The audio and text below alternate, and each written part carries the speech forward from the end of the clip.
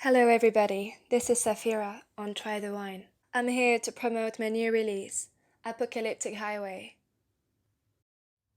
Saphira is going to jump on the chat. Yeah, I took an edible about I guess 30 minutes ago, which is going to be fun. Anyway, Alexa, how much longer on the timer?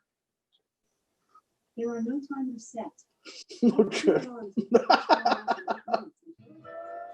How long does one talk to themselves before it becomes a problem?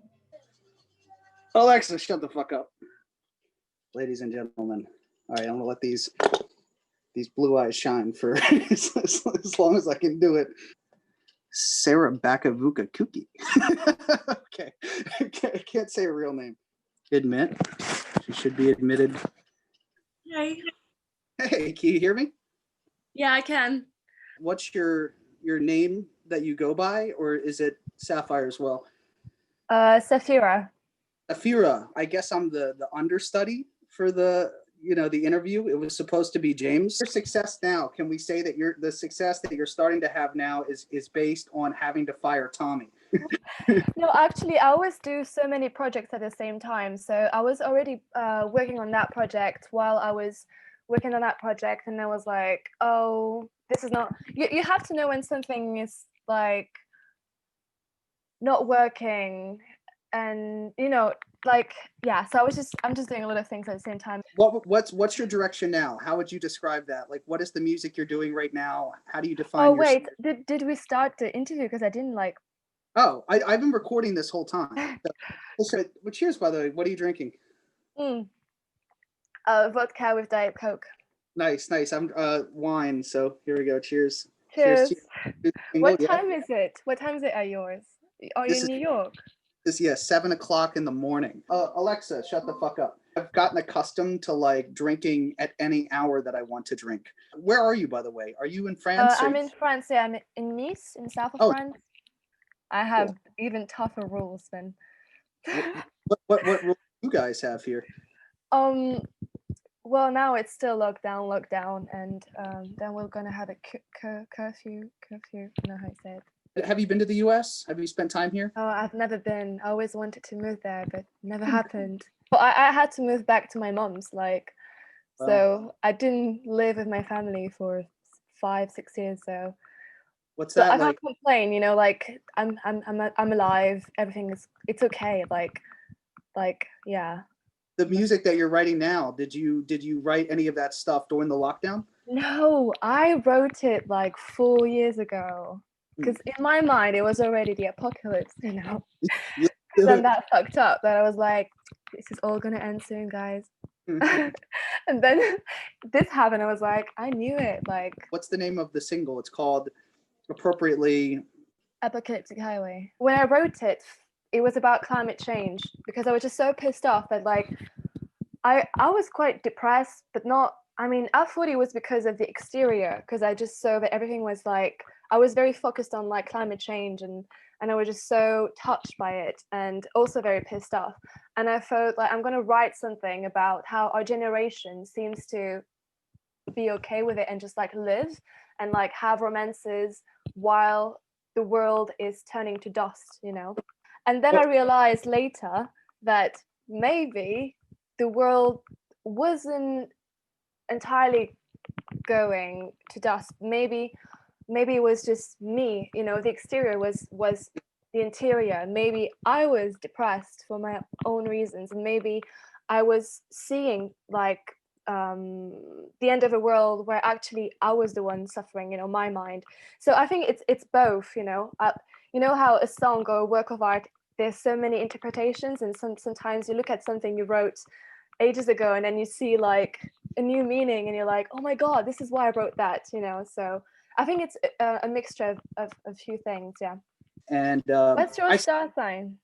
I'm Cancer. So you Cancer? Okay. I'm a Cuspian, so I'm like July 22nd, which is right on the cusp of Leo. Oh, okay. But so my question was, there like a time of your life where you were like, oh, I got to do like what inspired the song? Was there something specific in regards to the environment that inspired the song? I think it wasn't like something specific. At that time, it had been like a couple of years that I had opened my eyes to like many things. Like I became vegan, and I just started to see the world in such a like terrible perspective, you know. I just starting to see things. I was like, oh my God, I was lied to. Like things are not okay. Like I always cared for the animals in the environment when I was like 10 and everything. Like I was so into it. But then I somehow forgot about it, and I thought, oh, you know, like it would be so nice to be a singer that sing about something that is really important, but the world seems to be doing so fine. That's what I was thinking. I was 18. I was like, but no, now everything is fine, you know. But then later, like a year later, I was like, oh my God, actually no. And I started to open my eyes to like animal condition and like, yeah, just climate change and all of that. And I feel like I understood that a little bit before it became trendy, you know.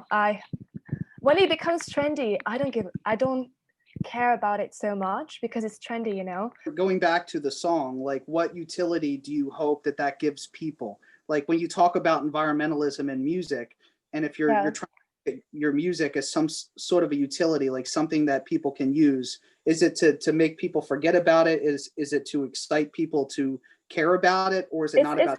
It's a bit to shock as well, because there is a bit of masochistic nature to that song, because I'm pretending to not care. I'm pretending to be that generation, that person who just want to like make love to someone as the world is turning to dust. Yeah, exactly. And I'm kind of like, yeah, and so I'm kind of like, I kind of want to be like, yeah, look at us, look how crazy and dark this is, you know. And I don't know, I think that years before I would be so like, oh, I think we can change the world, or I really want to. But now I'm more like, I just, if I feel something, when I think something, I'm just gonna put it down, put it down and express it, and probably there is a purpose to it. It allows you to work through something, so it's yeah.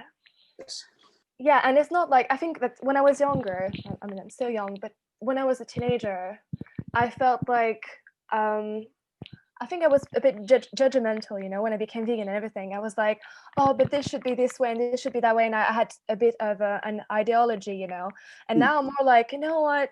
It's all fucked up, and I am fucked up. I'm human, you know. And we can all try to do something, but I just want to say something that I feel and that I see, but I don't want to be like, oh, you should do that, because I think that I'm still very fucked up, so I don't feel like I have the power exactly.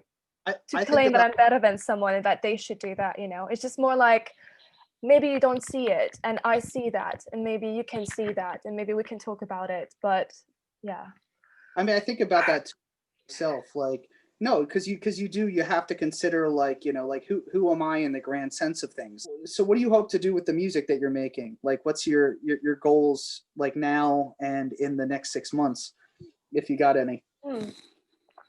Well, I just want to keep on doing what I do, which is making music, making videos, doing gigs. I have a gig in London, which is crazy because I haven't been in London since March because like the COVID situation, and I was quite happy to leave because it's hard to live in London sometimes, you know. And I was like, you know what, I need change. I love change. So I was like, yeah, you know, like it's like time for a change, you know. But now I'm like starting to miss London a lot. So quickly, but just to stop you there for a second and sidebar, because we didn't establish where you're from. Like, are you from France, or where are you from originally? My parents are from Lithuania, but yeah, they immigrated to Paris when I wasn't born, and then I was born in Paris, and then a year later they went to Nice in south of France. So I lived there till I got 19, and then I went to London to study songwriting, and then I stayed there for 5 years and a half, and then COVID happened, and then I went to Geneva to my friends, and now I'm at mom's, and I'm like, yeah. That's crazy. Do you identify more as French or Lithuanian? I would say French because I went to school in France and everything. Like I grew up here. I was born in France, but at the same time I don't feel French. Like I Mm. never felt French. Like my older sister, she feels French and like yeah, but I don't feel French and I feel like my soul is from Lithuania because every time I go there, I feel like my DNA remembers the land and Mm. I'm like at the forest of my grandparents and I feel just so connected, but at the Are, same time I don't know if I would live there. And so I think that's why I created a persona where mm. I said that I'm from another dimension because I don't really feel close to that to like being from a nation, which Yeah, I still understand that I have an identity, but yeah. I feel I'm a bit more free from it for some Are, reason. are you Lithuanian from Lithuania, or is your family from Lithuania, or are they Russian who came to Lithuania? Lithuania, no Lithuania, no Russian. 'Cause- Okay, so my first wife was from Latvia, Oh which yeah, is we're neighbors. right. Yeah, Exactly. And she used to talk a lot about like, and she was from like Riga, yeah, and she used to talk a lot about like, it was like there's Russians and there's like Latvian, and she was Latvian. So she yeah. was not called the Russians like Ulas or something like this. Like it wasn't a very nice word. But I was just curious if you were No, ethnically, yeah, no, no Russia, no, you were no okay. Lithuanian. There's like a language and everything. So yeah. Yeah, for sure. But like, so did that, you were talking about the reconciling of identity. Like, is that like something that you try to put into your work? Like, and do you feel like, are you trying to work out that in any way? I think that's that what I when I created Saphira, it was Yeah. more of like what I say in the story behind Saphira is that she's an alien, and she's half alien from an imaginary land planet, and Oh, she's half human, and then she came to Earth to understand what it is to be human. She wanted like it's like yeah she's from another planet, another dimension that we don't know about. We don't have to know what is the other dimension, but what we know is that she came to Earth to understand what it means to be human. And sometimes when I write songs, I mean that was my previous songs a bit more because then I think I just became a bit more human. And then yeah, it's like Saphira was an alien and she came to Earth to understand what it is to be human. So many of my songs are like very soul based and like analyzing, observing, and feeling, a bit philosophical. And then she became human, she became imperfect. She accepted it, so, and now it's another chapter where I'm more like in the city and I'm trapped, but at the same time, I still had this like connection to the stars Lex, shut the fuck up. Sorry. It was and all just, that. here comes Tommy. Just Tommy, this is perfect. He's beaming into the chat at the same Oh my time. God, really? That's so cool. I missed him so much. Yeah, you haven't seen him for a while. Let's see if he gets. Yeah, like a year. I actually actually got ill at some point and Tommy was laughing. Do you have COVID? Because we were making like a video. And I Yeah, was like, of course I don't have COVID. Like I didn't we didn't believe in COVID at that time. yeah. I passed him my disease and then he was like, Sarah, I have the same thing. And I cured my disease with LSD. I had Nice. to make this announcement because actually every time I get ill, the only way I cure myself is with LSD, and then the next day I'm good. It couldn't cure Aldous Huxley's death, though.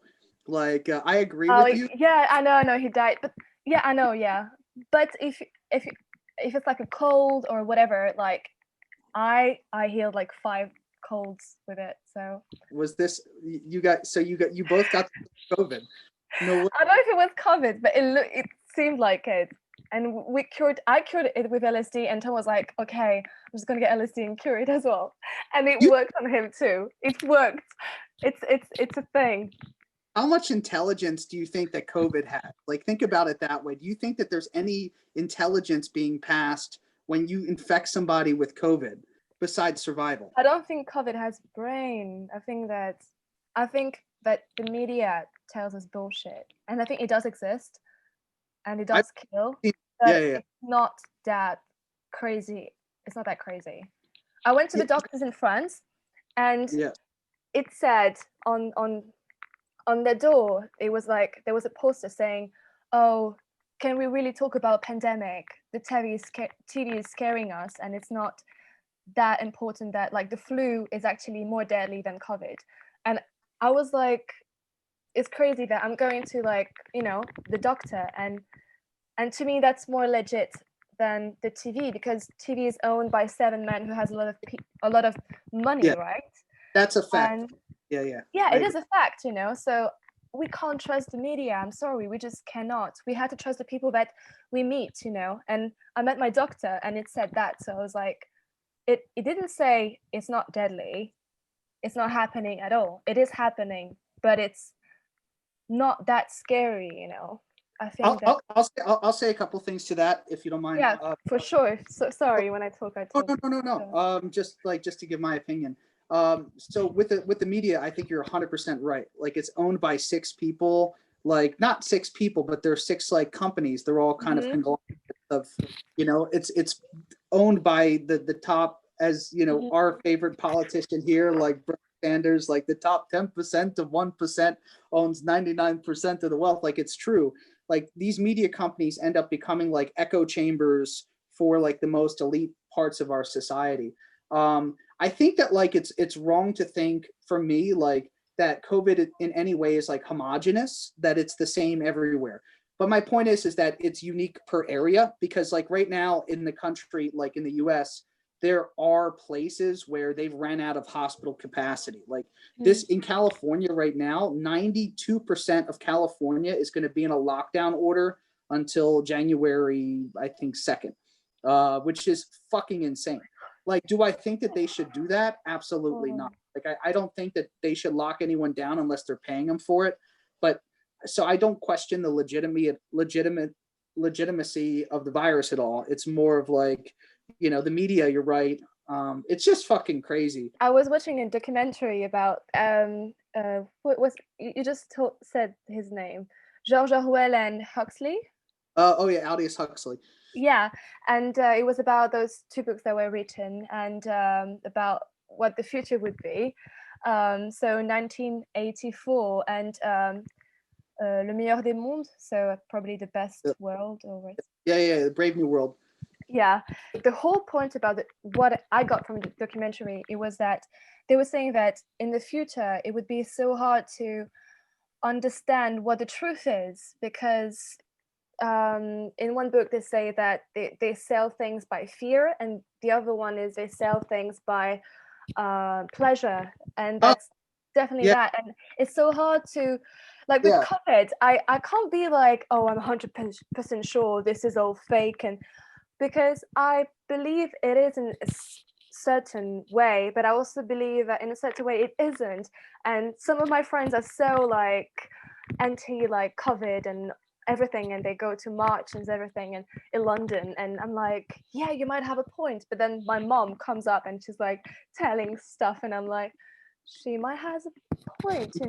It's what is the truth in our generation? How can you really know? Like the media says something and then you experience something else, and it's a crazy situation. I've never experienced such a thing in my life, like, and I haven't lived like the craziest life in the world, but I've seen things, I've done things, I'm well into my 30s. Like what's happening now is completely unprecedented. So, we have to, going back to the music, like that often becomes like the only outlet. It becomes the place where you could find comfort through the chaos, or you can just yeah, defo. And I felt like my life was way more chaotic, like 3-4 years ago, a couple of years ago. Like it has been complete chaos. But actually, since COVID, I didn't work. I haven't worked since March, and I have never been that happy. I don't remember being that happy. Like I've been so happy. Like I just do my projects. I just saying I do things every day because I'm quite hardworking. I mean, I'm passionate. Like I will always do something about music, art, or whatever. I will always do it. I'm not happy if I don't do it. But I didn't have to work for my rent, and I've been so happy.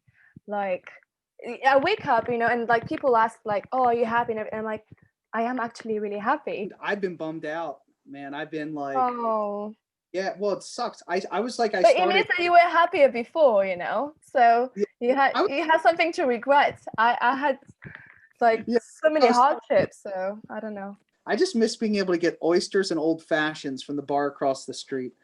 Like, I know it's such like a, a selfish like first. Oysters are good. Yeah. Yeah, but like, I Good. just miss being able to go outside my home and sit in a bar and order like oysters and like maybe a Bloody Mary and some pancakes early in the morning. Like, oh, I just like the idea, like, getting into a packed market. You have all these like smelly, like people going through like vintage clothes and there's like an indie band in the back. Like, I just miss the You were mess. happy. I think you were just really happy. Yeah. Yeah, I was very So happy. you missed those happy days. Yeah. Yeah. I'm feeling happier now because now I'm going back to your song of like apocalyptic. Like I'm feeling like I'm riding. It's like you ever been in a wave and then the wave like crashes. Like you lose. Like if you surf, if any of you guys surf, like when you're surfing a wave and you're like, man, I can't surf this shit anymore. Then you have to find a way of like surfing the crash. So Yeah. it's Always. Sure. that's where I am right now. Like I'm finding like Yeah, and you like you become even stronger. So then you'll be happy for nothing, you know, like I'm becoming, as I get older, more comfortable in being weak, if that makes any sense. Like, being comfortable with your vulnerabilities and with the rough parts of you. Like, I used to think all about like, find strength through fucking up. It's more about like self-acceptance, which is another cliche, but that's what I feel as a 34-year-old boy. yeah, I think it does come with like age. You have no choice than accept. First you're like, no, I can't accept that shit, and you like self-destruct yourself every day. Then you're like, no, I have to accept the good and the bad, you know, like knowing your battles. It's being able to know your battles, like knowing which battles to win and knowing which battles to lose. So speaking of lost battles, hi Tommy. Hey.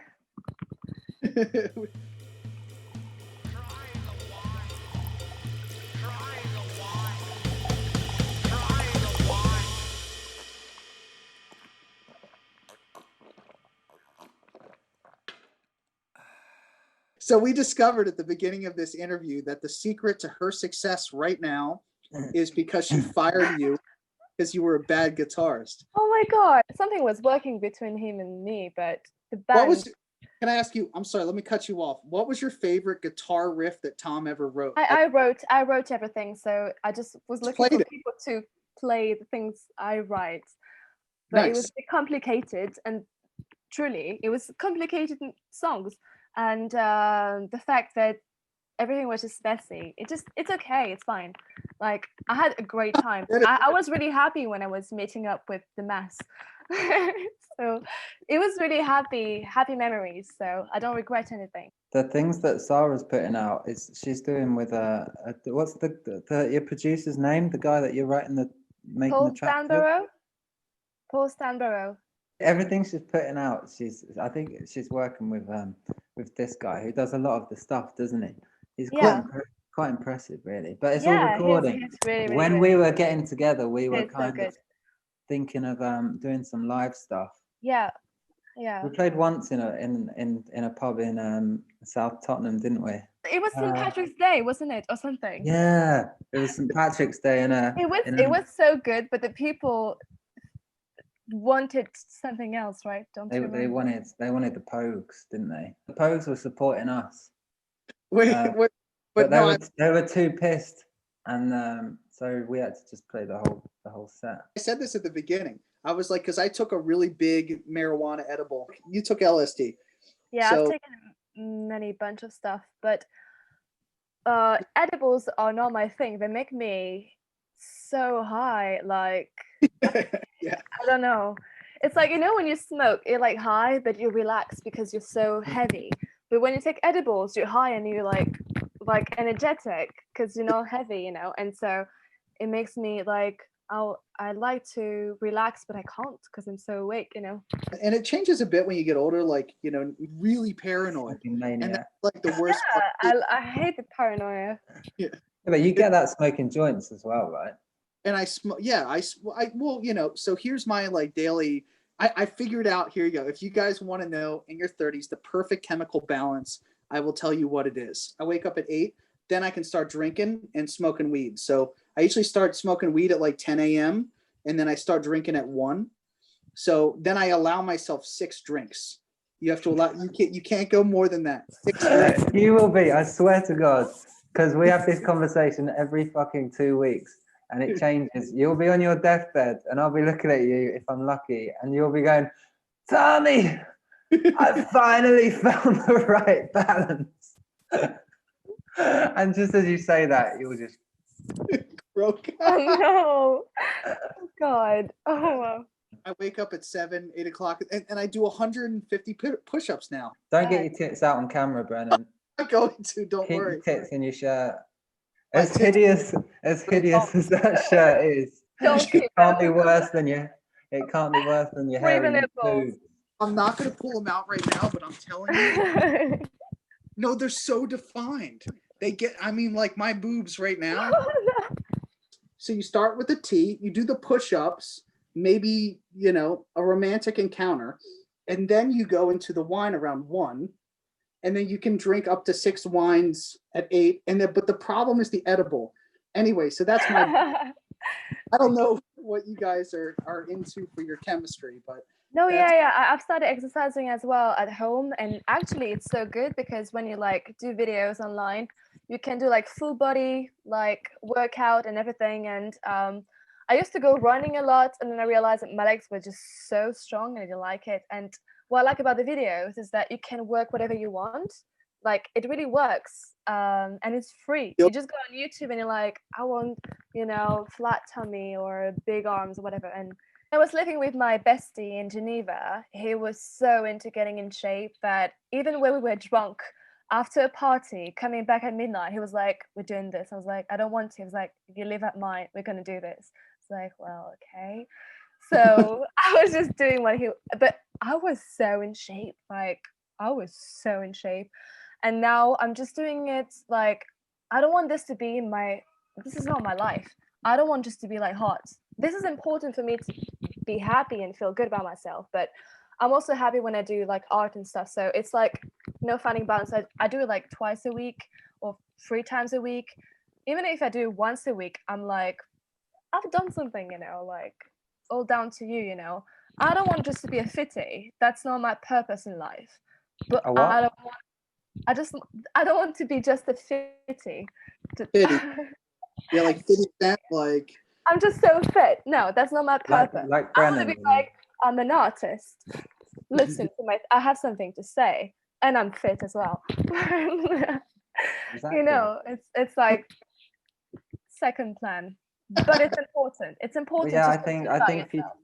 if you're doing too much of this working out, exercising, looking at yourself, it becomes a bit narcissistic, doesn't it? Really. That's okay. Like people are just passionate about different things, right? Some people are passionate about being fit, Jump and that's rope, okay. jump But that's not rope, my passion, you know. pigtail. I want to start jump roping, and I want to have That's so good. Yeah. Actually, jump roping is so efficient. I was doing this for a month, like it, because all your body, like it's so, and it's so fun. Jumping is so fun. How many skips can you do? Oh, so many. Like I was doing like 500 to 1,000. Oh shit. 3 years ago. I was dating this really fit guy who was so into sports, and I was a bit as well. And he told me, you know, skipping is really good for your entire body to be fit. So I love jumping. So I was like, yeah, it's going to be fun. I'm just going to jump for an hour and I'm going to be fit. And actually, yeah, you just like skip. And you're like 100. Okay, I can't do anymore. Okay, 2 minutes break. And then you do it again, you know, and you do as much as you want. And it's true that your entire body like is working. You can just do that and you're going to be fit if you don't eat shit. Yeah, the more you do it, the more you can naturally get into it without thinking. but it's Yeah. like meditation in a sense, because you are doing the same thing over and over again. Yeah, and if you have a great track, you know, that keeps you going, no, you just go into the track, you know, and like I don't know. We were saying earlier, like, what makes a song good? Like, what's the utility of a song? Like, is it something cathartic for the person who makes it? Is it something to make someone dance, to inspire a thought? Like, in the music that you make, like, what's the purpose of what's the utility that you want your song to have? For Apocalyptic Highway, it was to shock because I was angry when I wrote this. It was passive aggressive. I think I'm very passive aggressive. If I'm really angry, because I used to be very angry when I was a kid, and I was angry, but now I'm more like, I'm angry. I'm gonna write something, but you know, say something, but people don't really know I'm angry, but actually I am, you know. So yeah, it's like shocking. It's like, do you really know what it is about? I don't know, it's a bit of a mixture, as I told you. I was in the city in London and I was in love when I wrote that song. So I felt, you know, the urge to like live the romance I had the opportunity to live. But at the same time I was like, but this is so fucked up. Like, I don't know, just being in love while everything seems to be so apocalyptic, you know. And Self-destruction, isn't it? But as a population as well. yeah. Like, you can see humanity in your own personality, sort of thing. Yeah. I used to think that humanity as a whole was fucked up, but individuals are good. That's what I think. That is what I think. I think when humans get together, they're pretty bad. But there's a Rastafarian expression, and exhumed man being for both men and women. Man is good, men are evil. Like, we're animals at the end of the day. Like, you know, we strive a holier thing, like what you said, like with your character that you created, where you have a animal who came down, or not an animal, an alien who came. Yeah. I'm sorry, yeah, alien who came down the planet and is trying to understand humanity in its imperfect form. That's the, you know, I just lost my train of thought. No. All I do now is I read books, I smoke as much weed as you possibly can, because I have no purpose anymore. You want to forget about the fact that it's fucked up? No, not forget, is to thrive in it, to understand it more, and to identify the diseased systems and strange patterns. I love that. I love taking drugs to understand, right? That's why I love LSD. Because I get so many things that were in my head, but I couldn't connect to them, right? That's what LSD does. It was all in your head, but you get access to it, right? If things are going to be fucked, then you need to be able to translate the moment and to understand the mechanics and like not fall for the propaganda. I spend a lot of my time trying to understand like what's actually going on, because history I know, have a whole new perspective on all this. So. This is what LSD does to you. Like, I feel like every time I take LSD, when I'm ill, for instance, I feel like it's because I was so disconnected. I was so into fear and to ego, like so much into fear, that this is why I got ill. And then I take LSD and then I'm like connecting with everything that really happened, you know?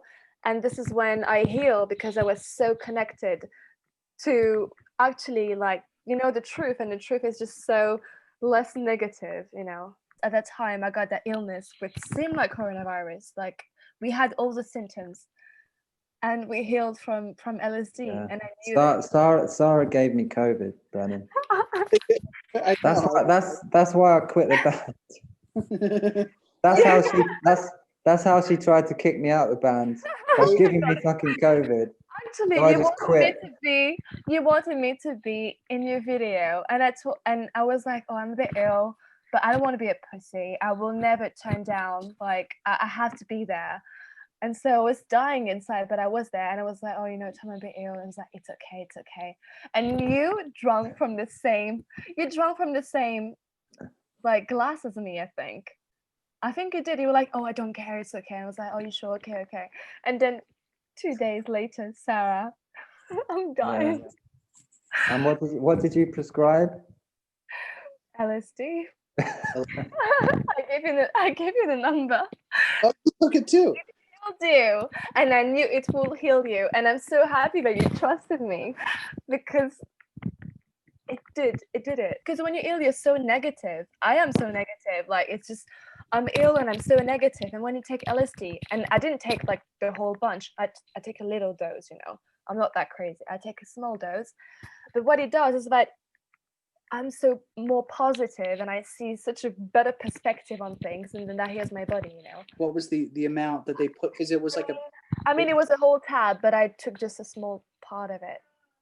And I read somewhere that some people took LSD, that LSD was created to cure the cold, but then it became something else. And this is why it can actually cure the cold and other flus and stuff. Every time I was ill, I couldn't get out of bed, I took LSD. I was up, I was there. It was crazy. First time I took LSD to cure my illness is when I had a gig the next day, and I was so into getting the gig, and I had biggest flu. I was in bed for 2 days, and I was like, oh my fucking god, I had this gig. And I thought, you know what, I'm going to take drugs and it's going to be fine. And I actually took LSD.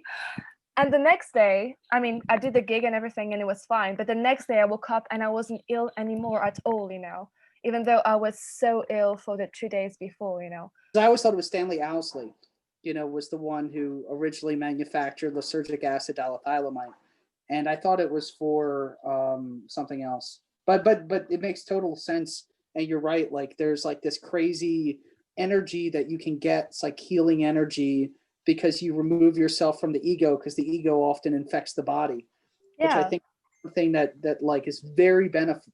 I think everyone should take acid, at least one time. I have to go. But now we got to hang out for a second. Yeah. I know, but I can't tonight. Sunday night, people got to get up for work tomorrow. Some people are still working. Are you working? Did you find a Unlike job? you, in fucking Hawaii, in your shirt. Well, what time do you have to work tomorrow? It's not so much me, it's other people. Oh, so it's the noise that you're creating. That is, it's a girlfriend. Okay, she wants to. It's the noise you're creating. It's the noise your shirt's creating, Brennan. I'm happy that I saw your face and I spoke to you. It was too. nice. Well, We'll speak again soon. You a lot. I miss you so much, Tom. Really. Then what is it? It's like 11 o'clock where you are. I would not wait. 11:02 now, man. Anything before midnight is unacceptable. I'm taking my headphones out because you All will persuade me. We'll wrap up the interview. We'll do a last five. We'll do 5 minutes of hanging out. All right, enjoy the wine, guys, and I'll speak to you. Bye. Love you. Good night. I love you, man. All right, you shouldn't go. I don't think this is fair. I think what you're doing is not fair. I don't. I would love. No, seriously. If you click now, it wouldn't be Clicking. right. I could usually get him, like, if we're in person, but he's. I haven't seen him for like God. I think it's been 2 years, which is very sad. I met him because we were both like pedicab drivers. Oh, the rickshaw. I like helped this American dude like found this pedicab company in Paris, and he started working there as one of the earliest employees. And we both just like to drink all the time. Like the amount of like, if someone likes to drink and you like to drink, you just so like connected straight away. Most of my best friends are alcoholics, so I completely agree with you. Well, I mean, it's fun, like drinking is. I'm not judging. I'm just understanding the observation. Like, it is true that it's such a bond. And and that was like just being a pedicab driver in general, like, because we have a lot of the same friends. Is that you like your life is, for lack of a better word, kind of a party. I mean, I still live the same life now. Is that you just did what you wanted to do whenever you wanted to do it. Yeah, like it was that promoted a lot of freedom. So and me and him like developed that, I think, a close friendship through like enjoying, and it involved drinking and yeah. Where'd you live in London? I lived a bit everywhere. I lived in Soho. I had a flat there with my best friend for a year, and I really liked it, but then I thought it was a bit too noisy and I was very anxious. Then I went to live in a warehouse. That was so good. But at the same time, at one point I felt stuck, you know, like so many things were happening there, so many great people and magic and art. Like my life was not boring at all, but it was so intense. But at one point I felt like, okay, I am living life, but I don't feel like I'm living for myself. You live so much and you're with so many people and everything's so crazy and wild and intense and good and bad, you know. And at some point I lived there for 2 years and I felt like I need to move out because I had experienced so many things in that same house. Yeah. Like I had a few boyfriends, I had a few people who went a bit mental in the house, and Yeah. a few people who I connected with who left, and I felt like I love it, but I have to move out. So I moved out, and then I lived somewhere in central London. And to be fair, I had friends there, but most of my time I was spending um, in Geneva, in Nice, or Mhm. at work, so or producing music. But in my room, I was sitting on a sofa and doing work. I wasn't really enjoying like London. I don't know why. Maybe it was because my room was quite closed, and but I was just like, I don't know, in the bubble, in the middle of the city. Nothing was happening, you know, but everything outside was happening, you know. Yeah. And then coronavirus happened, and then I moved to Geneva and then Nice, and now like I don't know what's gonna happen. All I drink is wine. Literally all I drink. Actually, Austrian wine, believe it or not, right now. I drink by the box now. Oh But my god, that very does look really good. it's fucking fantastic. And it's from I think it's Austria. It's Austrian. I can't say it. I am not You look I'll so hipstery. I love it. Wait, I'm gonna take. Oh shit! How do I do this? you could say like that. If you can't see it, let me know. I can't see what you're saying. But Yeah, that's what I wanted to do. I wanted to take a picture. Now I did. Show it again. Ooh, I took a picture. I'll see you in 2 seconds, okay? why not? I'm enjoying myself. Sorry? I'm enjoying myself. Are you enjoying yourself? Just grabbing rolling a joint. Yeah, I'll see you in a second. You're good. Okay, I'll see you in 2 seconds. Bye. Alexa, continue music. This is where the show ends, my friends. Click the link at the bottom of the page to watch Apocalyptic Highway, and I'll see you guys in another dimension.